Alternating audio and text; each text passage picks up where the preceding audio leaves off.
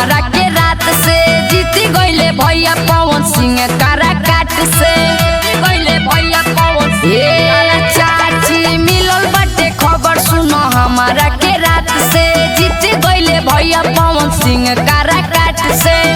झूमे नाच लोग सभे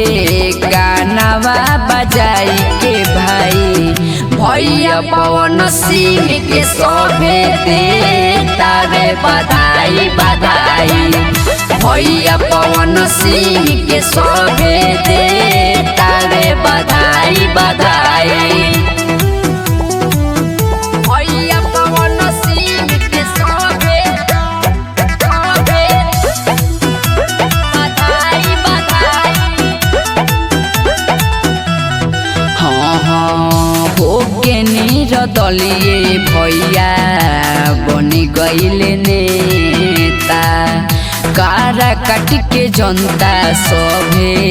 बनैले अपन बेटा होके निरदलिए भैया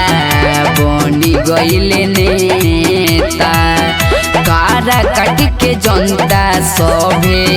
बनैले अपन बेटा खुशी बाई जनता देले गलियों में ढोल बजाई भैया पवन सिंह के सभे देता रे बधाई बधाई भैया पवन सिंह के सभे देता रे बधाई बधाई भैया पवन सिंह के सभे